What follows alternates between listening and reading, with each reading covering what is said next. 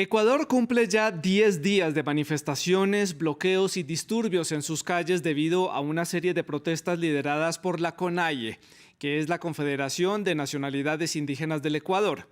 ¿Qué piden estos grupos indígenas? Son 10 peticiones en total, pero puedo destacarles algunas de ellas, como por ejemplo la congelación de los precios de los combustibles que han aumentado debido al incremento en los precios internacionales del petróleo. Esta es una realidad que afecta no solamente a Ecuador, sino a muchos países en el mundo. También piden que los bancos privados y públicos perdonen y extiendan el plazo de pagos de deuda a 4 millones de ecuatorianos. También exigen inversión pública, mejoras en las condiciones laborales y corregir el desabastecimiento que hay de medicamentos e implementos en diferentes hospitales públicos de Ecuador. Esto solamente por mencionar algunos puntos. Veamos qué más dicen desde el lado de los grupos indígenas. Escuchemos.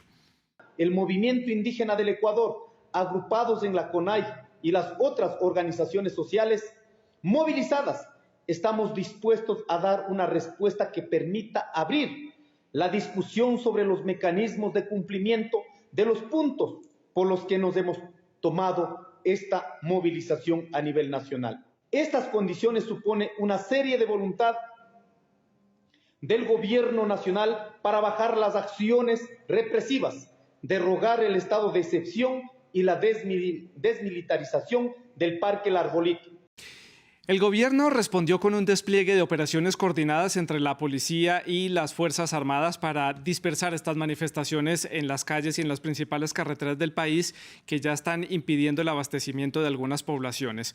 El gobierno también instauró el estado de excepción para 2 provincias, para Cotopaxi y para Pichincha, pero 3 días después lo derogó y lo impuso nuevamente y lo extendió a otras provincias como Imbabura, Chimborazo, Pastaza y Tungurahua. Desde el Ministerio de Defensa, el ministro Luis Lara, que es el encargado de esta cartera, ha indicado que ante la inestabilidad y la crisis que se está viviendo en Ecuador, la democracia del país está en peligro. Ecuatorianos, la democracia del Ecuador está en serio riesgo ante la acción concertada de personas exaltadas que impiden la libre circulación de la mayoría de los ecuatorianos. Las Fuerzas Armadas no permitirán que se intente romper el orden constitucional o cualquier acción contra la democracia y de las leyes de la República. Por su parte, el presidente Guillermo Lasso ofreció dialogar, pero la CONAIE dijo que lo haría hasta que fuera levantado el estado de excepción y que el gobierno retirara las fuerzas de seguridad de las diferentes zonas donde ellos están concentrados manifestándose. Ante una iniciativa de diálogo que vino desde diferentes sectores de la sociedad civil, el presidente Lasso dijo a través de su cuenta de Twitter que estaba dispuesto a dialogar.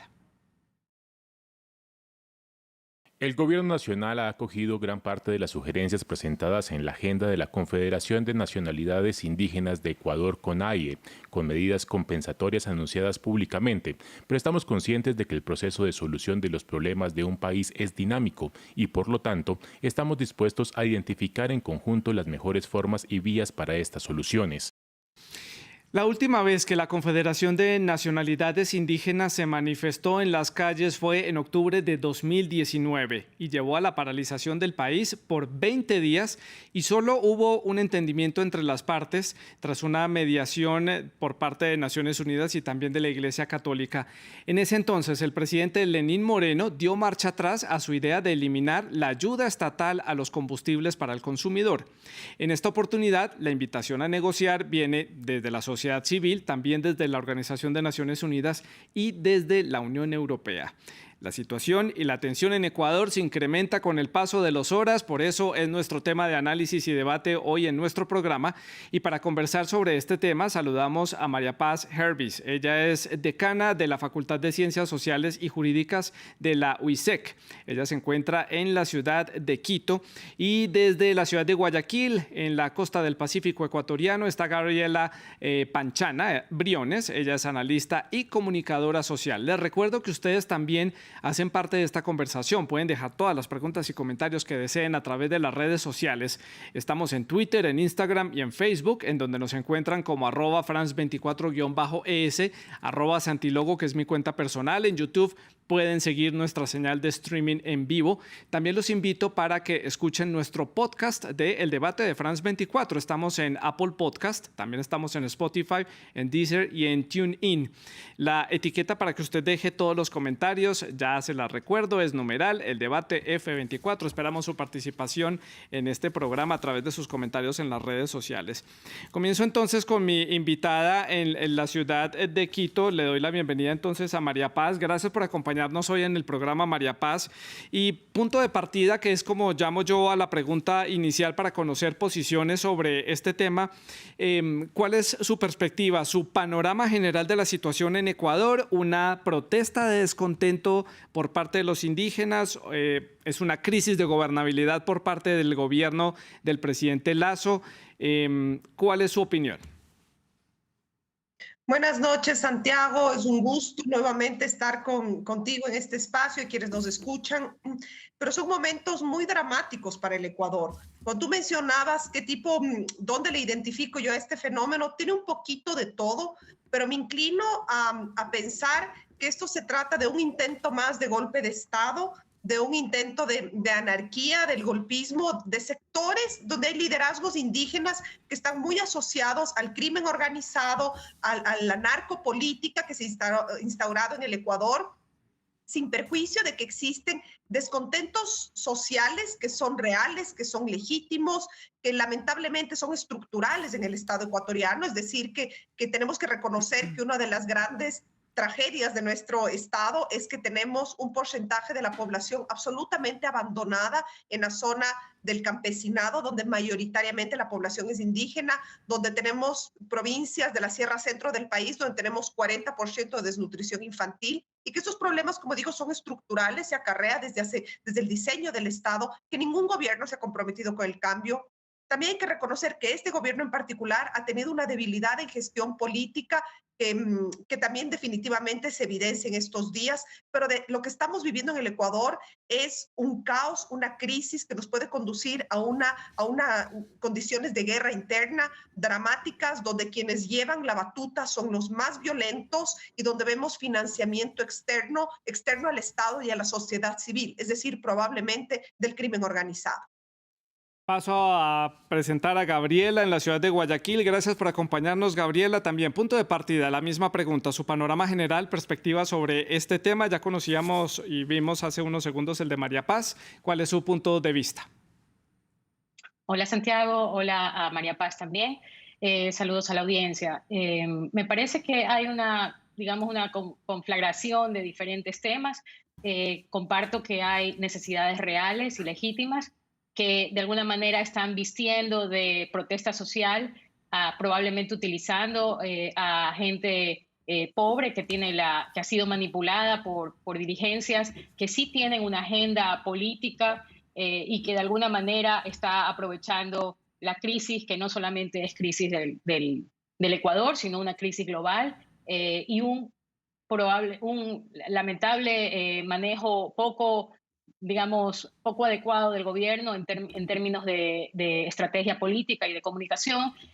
Todo esto está siendo aprovechado y está siendo aprovechado por fuerzas que tienen una clara agenda de impunidad y que están relacionadas con el narcotráfico, con la narcoviolencia. Días antes de que estallara este paro, se dio un fuerte golpe a un narcotraficante que financiaba las diferentes bandas que hacían, masacres tanto carcelarias como sicariatos fuera de la cárcel. Este señor, Leandro Norero, fue encontrado en su casa, una casa de más de $2 millones, donde tenía dinero en efectivo, lingotes de oro, se calcula más de $10 millones en eso, y cuya casa estaba a nombre de un señor que se llama Javier Jordán, que está relacionado con la corrupción de hospitales y que luego apareció en una piscina con un asambleísta del correísmo. Nada de estas cosas pueden ser quitadas del análisis porque de alguna manera hay una cooperación, una colaboración que tiene que también ser parte del análisis. Claro, Gabriela, no puedo dejarlo de lado. Precisamente esa era mi siguiente pregunta para usted. Hago la ronda a la inversa, ya le doy la palabra a María Paz. Sobre estas manifestaciones, unos reclamos verdaderos, legítimos por parte de algunos sectores de la sociedad ecuatoriana, pero ¿cuáles entonces son esos intereses que puede haber? Ya usted mencionaba algunos de ellos, profundicemos en el tema, porque esto se empieza a parecer a un escenario similar al que vivió Colombia el año pasado y también a lo que vivió Chile ya hace algunos meses atrás, donde hubo unas manifestaciones sociales con unos reclamos contundentes, pero que siempre se dijo que estas manifestaciones masivas habían tenido algunas manos infiltradas de diferentes sectores que piden simplemente desestabilizar al gobierno de turno. Sí, yo creo que es cuestión de unir los puntos. Este gobierno, a partir del 24 de mayo del 2021, se triplicaron los actos de violencia que ahora sabemos tienen un vínculo directo con el narcotráfico y con, lamentablemente debo decirlo, con la narcopolítica, y sin que hubiera ninguna otra razón. Digamos, a partir del 24 de mayo del 2021 hay una escalada de sicariatos y de masacres en las cárceles, donde las cárceles, sabemos, han sido controladas desde hace muchos años por capos de bandas vinculadas al microtráfico y al tráfico de drogas. Por otro lado, ha habido una escalada también de incautaciones de cocaína en el breve espacio en el que ha gobernado Guillermo Lasso. Se han incautado 400 toneladas de cocaína, muchísimo más que durante los años anteriores, y sí, eso tiene un costo que en el mercado de miles de millones de dólares. Entonces, tenemos este escenario, tenemos legítimas protestas. Entonces, ya en el 2019 se encontraron vínculos entre infiltrados que inclusive quemaron un edificio de la Contraloría, trataron de quemar un canal de televisión. Es decir, esto no se lo puede aislar, y lamentablemente sí, desde la CONAIE lo único que dice es son infiltrados. Entonces, son infiltrados, pero alguien tiene que hacerse cargo. Ellos no quieren que esté la fuerza policial ni los militares. ¿Quién protege a la mayoría de la sociedad pacífica que lo único que quiere es que la dejen trabajar y que la dejen seguir adelante? Claro, uno puede entender, de acuerdo a la historia ecuatoriana, María Paz, que los grupos indígenas tienen cierto peso a nivel social, a nivel de la protesta para salir a exigir sus derechos o hacer sus reclamos legítimos ante el gobierno. Lo hemos visto a lo largo de los años, ya lo citaba yo, los hechos durante el gobierno del presidente Lenín Moreno. En su momento también enfrentó una crisis social y manifestaciones en la calle. Pero, María Paz, el tema de la violencia, dejando un momentico de lado el tema de las manifestaciones indígenas, el tema de la violencia, como lo decía Gabriela, se ha venido incrementando en los últimos meses. ¿Esto era una verdad oculta que había en Ecuador, este grado de violencia en las cárceles, este grado de infiltraciones por parte del narcotráfico a nivel político, a nivel de la sociedad ecuatoriana, y que ahora viene a darse a conocer o a explotar así en los medios de comunicación, o es un fenómeno que venía desde antes? A ver, vamos a ver, como Gabriel efectivamente nos ha puesto en evidencia, es atar cabos, ¿no es cierto? Y el ver cómo se correlacionan estos fenómenos de la violencia y de la política. Yo quisiera aquí, aunque es muy lamentable y quisiéramos los ecuatorianos poder mirar hacia adelante, dejando de lado el gobierno, el fatídico y extenso gobierno de Rafael Correa, pero no podemos hacerlo porque hay que entender que es ahí donde se originan muchas cosas de lo que estamos viviendo ahorita. No todo, evidentemente, pero muchas cosas sí. El fenómeno de la violencia. Las cárceles en el Ecuador, como ha pasado en América Latina, nunca han sido espacios de verdadera rehabilitación, efectivamente. Sin embargo, nosotros tenemos que identificar una reforma penal que ocurre precisamente durante el gobierno de Rafael Correa, y lo que propone esto es una visión extremadamente punitiva. ¿Qué queremos decir con esto? Esa visión del derecho penal, del castigo constante, no de la prevención. Entonces, se incrementa en gran medida el castigo y las penas de privación de libertad. Es decir, se mete más presos a las cárceles y tenemos un incremento de la población carcelaria monstruoso. El hacinamiento, que ya era un problema en el Ecuador, se incrementa profundamente, por un lado. Por otro lado, lo que nosotros tenemos que observar es que durante el gobierno de Correa hubo mucha habilidad para cooptar a los grupos criminales a que sean parte del gobierno. ¿Y a qué me refiero? El fenómeno de las pandillas, el fenómeno de las naciones, que es algo que pasó en toda América, desde Canadá hasta el sur. Sin embargo, en esa necesidad de tener estas fuerzas de choque, de tener unas militancias de 2.000, 3.000 personas convocados a cada meeting, lo que se hizo durante el gobierno de Correa fue promover estos espacios de legalización y de incorporar a estos grupos que son grupos ciertamente delictivos de la sociedad civil, y se les incorporó. Y no solo eso, ahí tenía esta militancia súper leal y súper presente, pero además tenemos gente que entró a hacer negocio en el Estado, la gente que ganaba los contratos para estas campañas, esta difusión, estos eventos artísticos, entre comillas. Esto nosotros vimos y creo que a veces un poco dejamos por fuera del análisis, pero es uno de los tantos elementos que le permitió al correísmo gobernar con fuerzas de choque. Recordemos que el correísmo se acabó ventajosamente en lo formal, pero entonces tenemos un montón de gente que ciertamente siempre había sido excluida de la sociedad legal y formal, que perdió el capital político, pero sobre todo que perdieron el negocio, sin hablar de todo lo que se generó en términos geopolíticos para favorecer el Estado ecuatoriano para el lugar donde operan los cárteles de la droga. Entonces, todos estos elementos, en otras palabras, que es lo que decimos aquí comúnmente que pasa en los centros de reclusión, que durante el gobierno del correísmo había un pacto, se entregó a las distintas bandas criminales el control de las distintas cárceles del país. Cuando se acabó este gobierno, nuevamente el Estado tuvo que controlar cárceles superpobladas con mayor hacinamiento y se les retiró este control no formal. Y entonces pudimos observar esta escalada de violencia. Y finalmente quisiera insistir en el tema de que en el caos, en la anarquía, es donde los violentos ganan, ¿no es cierto? Entonces, obviamente es muy rentable y lo que están promoviendo es esta grave condición de conmoción interna, como pasó en octubre de 2019 y no se salieron con la suya del todo. Y ahora esto es lo que vemos, porque si me permite para concluir aquí, el tema de negociar. Negociar es el camino de cualquier diálogo, ¿no es cierto? Y nosotros vemos que el gobierno nacional, con la torpeza política que le ha caracterizado, ha cedido. Hubo un pliego de peticiones por parte del movimiento indígena y muchísimas de esas peticiones, muchas irreales, aceptó el gobierno nacional, generando un gasto de más o menos 500.000 millones de dólares. Y sin embargo, Leonidas Issa y los representantes de la CONAIE siguen diciendo que ellos no se sientan a negociar y siguen incrementando el pliego de peticiones. Entonces aquí yo hago un llamado a la sensibilización, porque vemos muchas voces que dicen que se dan las dos partes. ¿Cuál que se dan las dos partes? Tenemos un gobierno nacional que acepta una serie de exigencias irreales, que acepta la invitación para ir al diálogo, y tenemos un grupo de dirigentes de un pedacito pequeño de la población que incrementan las exigencias y que no quieren dialogar. Lo que ellos quieren es tumbar al gobierno. Esa era mi pregunta, María Paz. ¿Quieren tumbar al presidente Lasso, sacarlo del poder, o quieren simplemente dar esta imagen de conmoción interna, de desorden, de caos, que el gobierno no es capaz de controlar lo que sucede al interior del país?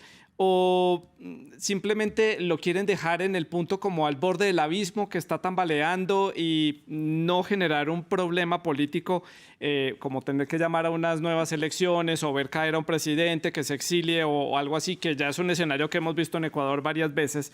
¿A quién le resulta incómodo el presidente Lasso?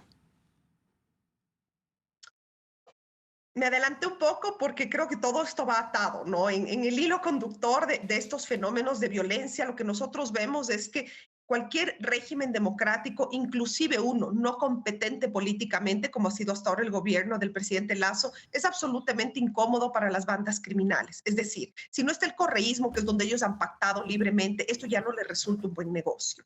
Entonces, ¿qué es lo que ellos buscan? El caos. ¿Qué es lo que ellos buscan? Romper el orden constituido. ¿Por qué muchas voces que hacemos opinión pública desde nuestros distintos espacios, lo mío, la academia, la relación entre lo público y privado, por qué insistimos en defender no al presidente del gobierno Lasso, a quien le cuestionamos y le demandamos y hacemos escrutinio todos los días de nuestra vida, sino que defendemos el orden constitucional? Sí, porque este es un buen negocio. La hoja de ruta es un poco lo que ya vimos en octubre de 2019. No, como no puedo pensar desde una mente criminal, no sé exactamente cuáles son los pasos que ellos quieren seguir, pero lo que yo sí puedo ver como una negociadora formada, que es parte de mi formación, es que para negociar tiene que haber voluntad de las partes. Y una voluntad es, por ejemplo, iniciar desde una sesión de postura, como sí, aceptar una María invitación Paz. a negociar, como aceptar, por ejemplo, el gobierno nacional varias de estas peticiones irreales, con un gasto, insisto, de alrededor $500 millones. Esta cifra se tiene que escuchar. Y tenemos al otro lado una contraparte que dice, no, entonces yo sigo pidiendo más cosas. Sí, Entonces, no, definitivamente lo que buscan es el caos, es la violencia, y estoy segura que es volver a gobernar. Y eso se ha dicho, han sí. filtrado audios que se escuchen esos meetings diciendo cuánto les va a costar votar al presidente Lazo. Gabriela, en la ciudad de Guayaquil, allí en la perla del Pacífico ecuatoriano, su opinión. También me parece que está claro que a quien le conviene es a quienes buscan la impunidad para seguir haciendo lo que estaban haciendo de manera cómoda y cómplice con el gobierno de Correa, porque cabe indicar que durante el gobierno de Moreno, que llegó al poder auspiciado por el correísmo y que dio este giro, cuando por las razones que haya sido, encontró, dice él, lo que encontró, que la mesa no estaba servida o todos los casos de corrupción que por alguna razón él no había conocido antes. Como él llegó con las fuerzas del correísmo, él tenía parte de la asamblea, digamos, más o menos de su lado. Se dividió el bloque que tenía el correísmo en la asamblea durante el gobierno de Moreno. El presidente que estaba en el año 2019, el presidente de la asamblea, no sesionó mientras duró el caos. Claro, el caos también era mucho mayor.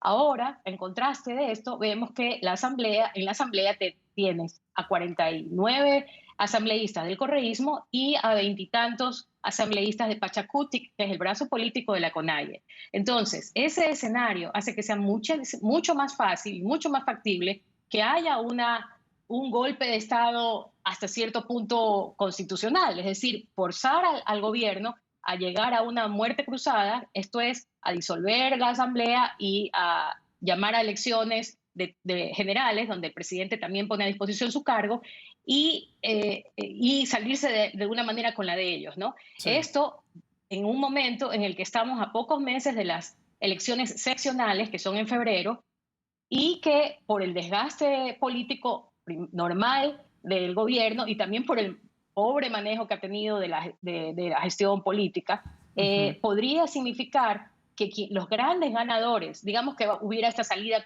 constitucional promovida por las calles, promovida por la Sí. violencia que estamos viendo en las calles, podría significar que en febrero del 2023 el correísmo no solo recupere el poder, digamos, del Ejecutivo, sino también del Legislativo y además de las seccionales, es decir, de las alcaldías, de las prefecturas. Ese es el escenario y eso es lo Sí. que creo debemos de ver la mayoría de ecuatorianos, que lo único que queremos hacer es vivir en un estado que no sea un narcoestado. Gabriela, ¿qué tan permeada está la política ecuatoriana, de grupos de narcotráfico y de estas bandas delincuenciales? ¿Y desde cuándo Ecuador pasó a ser un hub de distribución de cárteles internacionales a través de la costa del Pacífico, de droga que viene tanto de Perú como de Colombia para salir por el Pacífico para llegar a México o para llegar a Estados Unidos? No sé si tenga algo que ver el momento en que la base militar de Estados Unidos en la ciudad de Manta fue eliminada precisamente por la administración de Correa. Bueno, el narcotráfico es un negocio, como sabemos, que Sí, mueve muchísimos miles de millones de dólares. ¿Qué es lo que busca alguien que hace negocios? Busca bajar los costos para la distribución, para toda la cadena, digamos, de un negocio. Desde el gobierno del señor Rafael Correa en el 2007 se dieron una serie de pasos que disminuyeron el costo de traficar o de pasar la droga y de distribuirla a través de las costas ecuatorianas hacia los mercados de Europa y de Estados Unidos.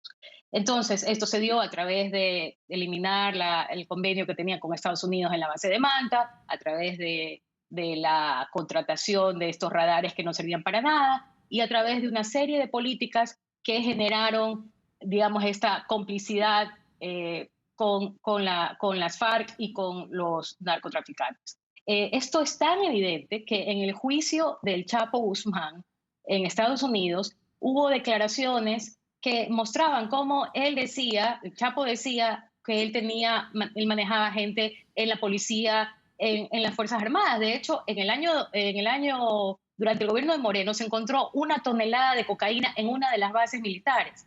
Entonces, obviamente lograron infiltrar, aparte del Estado, inclusive de las Fuerzas Armadas. Los Estados Unidos en el Ecuador han dicho que ha habido narcogenerales que le han quitado la visa por eso. Digamos, estamos completamente contaminados. La diferencia es que antes esta contaminación era voluntaria, digamos, el Estado, el gobierno estaba de acuerdo con esto, y ahora hay un gobierno que está luchando contra esto, que es un monstruo y que para eso ha pedido ayuda de Estados Unidos, de Israel y de Colombia, pero que no es un problema que se va a resolver ni con golpes de Estado, ni con cambios abruptos de muerte cruzada o de destitución del presidente, pero que lo que busca es eso, busca volver a como estaban cómodos, muy bien atendidos en el gobierno del correísmo. María Paz, ¿nota usted tal vez una similitud en el libreto de lo que yo mencionaba hace unos minutos? Estas manifestaciones, este descontento social que se suma a estas posibles infiltraciones y a estas manos externas relacionadas con el narcotráfico que están sucediendo y que están teniendo lugar allí en Ecuador, con el escenario que vivió Colombia hace ya un año y lo que vivió en Chile, y vemos que en ambos países pues los gobiernos que han llegado han sido gobiernos de izquierda. ¿Es para propiciar estos cambios, esta alternancia en el poder, esta llegada de estos gobiernos de tendencia de izquierda? Sí, ciertamente creo que el socialismo del siglo XXI ha instaurado una nueva clase delictiva transnacional. Eso ciertamente es así, hay un patrón común. Sin embargo, yo sí quiero hablar desde un punto de vista quizás del dolor de la ciudadanía ecuatoriana. Porque nosotros en el Ecuador hemos sentido profundo orgullo del mecanismo de construcción de derechos de ciudadanía, de un Estado pluricultural y multiétnico, con un movimiento indígena absolutamente valiente que ha luchado por sus derechos. Yo crecí en la década de los 90 y me imagino que el caso de Gabriel es igual, con profunda admiración a ver cómo muchas veces la protesta social logró reconfigurar la perspectiva y la concepción de un Estado que tradicionalmente había ignorado la existencia de la pluriculturalidad. Eso no significa que con esos reconocimientos desde lo formal, a partir de la Constitución del 98, por ejemplo, haya desaparecido la discriminación estructural. Para nada. Sabemos que los pasos que se da a nivel jurídico y político son relevantes porque nos permite identificarnos como estados con un nivel de mestizaje importante, pero con una presencia indígena muy respetada, muy acogida, pero todavía la tensión en términos de políticas públicas para el desarrollo agrario, sobre todo de las zonas rurales, ha sido muy deficiente, como ya lo hemos mencionado. El Estado ecuatoriano ha sido un Estado muy ineficiente, pero lo que nosotros vemos es que en los últimos años esos liderazgos que eran tan respetados y que nos llenaban de orgullo en la sociedad ecuatoriana ha sido cooptada por la política más perversa, más criminal, y lo que tenemos hoy día son ciudades sitiadas, somos ciudadanos aterrorizados, es violencia, es 18 policías desaparecidos, es gente muerta, es daños materiales, pérdidas económicas y una ruptura que nos dejó el correísmo y que no sé cómo vamos a regresar, y les soy sincera, que es una fragmentación de la sociedad y un miedo al otro y una discriminación constante entre distintos grupos étnicos de un mismo país. Claro. Gabriela, ¿qué tan en riesgo está la democracia, el Estado de Derecho, el orden constitucional en su país?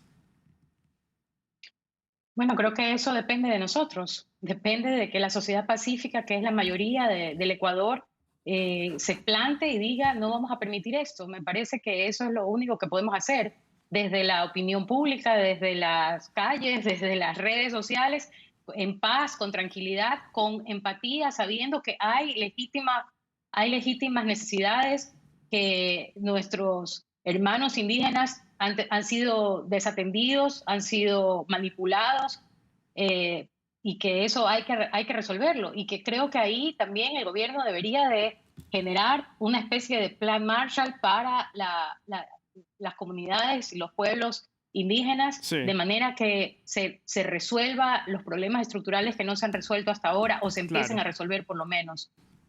Claro, me quedan ya pocos minutos para finalizar el programa. María Paz, Gabriela, les pido sean puntuales en las respuestas. Quiero preguntarles entonces cuál puede ser el mecanismo para salir por lo menos a esta crisis, a esta coyuntura de este momento, estos 10 días que cumple ya Ecuador bajo manifestaciones y con las personas encerradas en sus casas, teniendo que teletrabajar otra vez como si estuvieran en la pandemia porque no pueden salir a las calles porque tampoco está permitido transitar y donde está el estado de excepción instaurado en 6 provincias del país. ¿Es el diálogo? ¿Es la mano dura por parte del gobierno? ¿Una mayor margen de maniobra por parte del presidente Lasso? ¿Qué opciones puede haber por lo menos para solucionar esta coyuntura? Porque ya vemos que el problema pues, es estructural. María Paz.